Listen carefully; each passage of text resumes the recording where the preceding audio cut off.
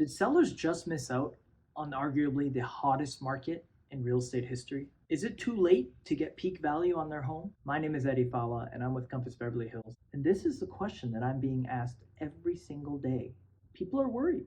Did this housing market just pass us by and we didn't get an opportunity to sell our house at peak value? Are we going to crash soon? Well, I'm here to talk a little bit about that, what's going on in the market right now, and hopefully just generally give you some more information on what's going on today in the market. Let's start with what I do know. Interest rates are rising. They're rising to a national average of 5.5% right now. The market for buyers has softened as buyers are starting to become priced out of homes they could afford just a few short months ago when rates were lower. This is causing a lot of buyer strife, a lot of buyer anger, and a lot of people are getting frustrated and leaving the market altogether. This is causing homes to sit on the market a little bit longer than we've been used to over the last 2 years. Now, still shorter than what's normal in a normal market. Buyers now are starting to believe that if they start to wait it out with the interest rates rising, then the bubble will eventually pop and they'll be able to get in at lower prices. And a lot of buyers fear getting into the market right now at elevated prices where they believe they might be losing the shirt off their back. Now, I want to start this video off by making it clear that I don't think that sellers are in a bad position by any means in today's market. There are many factors that are keeping prices rising. It is still an insanely hot buyer's market out there. There's still plenty of buyers out there looking for the right properties, and the market is still being propped up by the intense amount of demand that is superseding the supply. Now, what you're going to fetch on your property today is going to depend on a few factors, which we're going to go over in this video. Let's first start by discussing the effect of interest rates on the housing market as a whole. Here in California, despite rising interest rates, homes are still increasing in value. Now, why is that? In a normal market, as rates rise and purchasing power decreases, housing soon follows. And the reason for that is because buying power actually decreases as the rates rise. Here's an example. Last year, we were enjoying 3% interest rates. So on a $1 million mortgage, you were looking at monthly payments of roughly $4,216. Well, now we're creeping up to about 5.5%. So on that same $1 million mortgage, your monthly payments are now $5,678 a month. Now that's a difference of roughly $1,500 a month, which is not at all a tiny difference. Now, obviously, as you get into the more luxury markets, you're going to see higher differences as the rates go up. And as you go into lower markets, you're going to see lower differences in payments. So why aren't housing prices dropping like bricks? Well, there's several factors that are at work here. At lower prices, there's still tons of hedge funds, family offices, BlackRock, for example, as well, who are still buying up properties fully cash. They're actually helping keep the lower markets elevated and propped up due to the fact that they want to swallow up any properties that come their way. Now, there's also tremendous wealth in the market right now, built up by the amount of equity that people have enjoyed over the last 2 years, where in some places housing has increased 30, 40, maybe even 50%. So a lot of people are looking to cash in on that wealth and maybe purchase a second property or a third property. And they can do so with a lot of cash, with a lot of buying power. Now, the other thing that the pandemic actually did was it made real estate essentially borderless. As more and more people decide that they're going to stay working from home and not go back into the office, they can now live wherever they want. They don't actually have to be geographically in any specific location. So what that allows tertiary markets, which are markets that are not maybe the city centers, you're talking suburbs, maybe some towns that are 30, 40 minutes away from the nearest big city. Now, those tertiary markets are being gobbled up and propped up in their prices by people who want more home, more value for the amount of money that they're spending. As these markets get propped up more and more and more, you're going to see a lot more parity across the US in terms of housing prices. I don't think we're going to see again places like Arizona and places like Vegas, for example, come down to prices that we enjoyed over the last 20 years simply because people don't need to go back to the office anymore. And so they're enjoying getting more home for the amount of money that they spent. Now, 80% of people in a recent survey said that they don't plan on going back to the office anytime. They're going to start working from home for as long as they stay in their careers. If you can get a 2-bedroom condo in Los Angeles for $1 million, but you don't need to be in Los Angeles anymore, why would you not want to move, say, to Arizona or even a smaller city just outside of Los Angeles where you can spend $1 million and get yourself a 4-bedroom home with a backyard where you're going to be spending all of your time now. In the luxury market, irregardless of interest rates, people are still looking to hedge their money against inflation, which is running rampant right now. Interest rates, even though they have risen, are actually staying lower than the rate of inflation. Taking out a loan is still more beneficial if you have a lot of money sitting in the bank right now, as it's devaluing faster than you're paying interest. In 2021, home prices appreciated 18%, while the inflation rate grew to 6.6%. That means if you had your money invested in property in 2021, you actually came out 11% ahead in the end than just having your money sitting in the bank. In inflationary environments, money is safest stored in fixed assets. This is why the wealthy love to purchase real estate. On top of the tax benefits, on top of a lot of other benefits, but right now, this is why the wealthy are still purchasing up luxury properties. Now, this doesn't mean that interest rates are not affecting the market at all. They definitely are. Over the last few months, the market has softened. There's been a noticeable shift in the market. However, inventory is still very low and it still needs time to rise. It's not going to happen overnight. Keep in mind, most homeowners took advantage of 3% or sub 3% interest rates last year and refinanced into very friendly deals. They are in no rush to sell. If they were to sell their home now, they would have to get a mortgage at 5.5%, which would mean that they're actually getting less home for more money.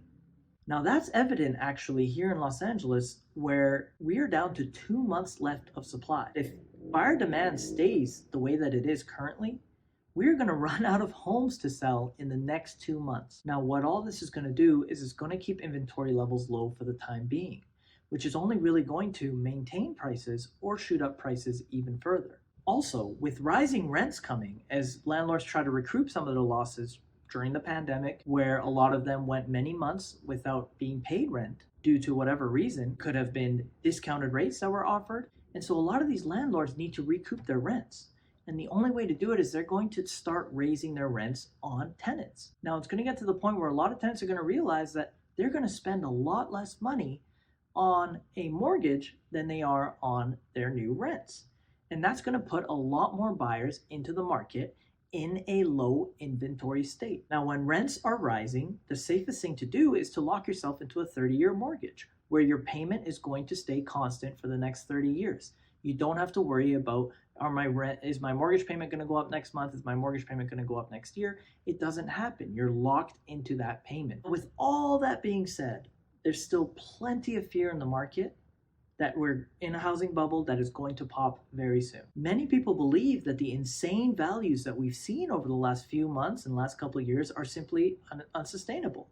And I believe that they're right, especially with the income of people not really rising during the pandemic, and yet so many people were spending a lot of money over the appraised value of the homes. The increasingly hawkish Fed is also taking the stance that the only way to fight off inflation is to cool down this unsustainable housing market. And the way that they're going to do that is by limiting the amount of supply of money that they're going to give to new homeowners, and by also increasing rates until this housing market slows down. The Fed is also looking to unwind about $18 billion a month in mortgage debt and about $60 billion a month in treasury debt, which means that we may see rates rise to even 7%. Keep in mind, that's not speculation. The Fed has to do this to curb inflation, or else we're going to see inflation rise out of control. And so these are actions that the Fed will take. So what does that mean for sellers? It means depending on your market, if the peak of selling your home hasn't passed us already, it could be coming very soon. Demand will begin to dry up as rates increase more and more. And people get even more frustrated with the lack of inventory, and people get even more frustrated that they no longer can afford the home that they originally entered the market looking to buy. Now, the US economy posted a negative 1.4% economy growth in the first quarter of this year, which is the first negative month we've had since the pandemic began. So with all this information coming your way, information on how the market won't rise and how it will rise and how it may be the best time to sell your house and how that time may have already passed, what I'm trying to get at here is we are in a time right now where there's so much uncertainty in the market and people have no idea what's going to happen. Therefore, what do you do if you're a home seller? Well, you do what's right when the timing is right for you. I know that after all this information, you're looking for me to give you a definitive answer on what's going to happen. But the truth is, there is no definitive answer. The only definitive answer is you have to do what works and what is right for you. If it's time for you to sell your home and move out and downsize or to relocate or to move somewhere else, then you should do it now, regardless of what the market is doing. And the reason for that being is that you cannot harbor resentment for what happens to the market if you just do what feels right for you. Now, on the flip side of that, you should also not make emotional decisions and sell your home before you're ready simply because you believe that the market is going to drop. That will only create more resentment should the market continue to rise. The people who are preaching doomsday around the housing market have been doing so for years. And those are the same people that may have sold their homes prior to the pandemic or during the pandemic and watched those homes increase in value 30 to 40% over the last few years. The truth is, nobody can predict what's going to happen in the future. And therefore, listening to the doomsday people or listening to the people that just say this housing market will never crash, will never come down, both of those are not very good ideas. What you really have to do is make a decision that's right for you. If you're stuck in this weird place of, well, I may want to sell next year, I'm definitely going to sell in the next 2 years, I just don't know if I'm going to do it just yet. Well, that's when I would advise that now is probably the best time to sell if you are already thinking about doing it. And the reason being is that all the indications are there that the market will pull back.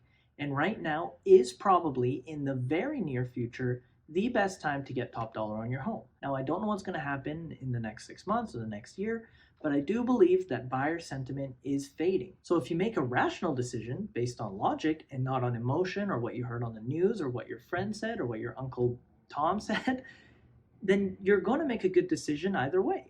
And if you have a plan in place on what you're going to do with that money, whether it be take that equity and purchase another investment property, whether it be to move to a different city or to downsize or to purchase a bigger home, whatever your decision may be, there can't be any regret associated with it if you have a plan in place. With a plan in place, you don't need to listen to anybody else. You can just get paid what the market is willing to pay for your home.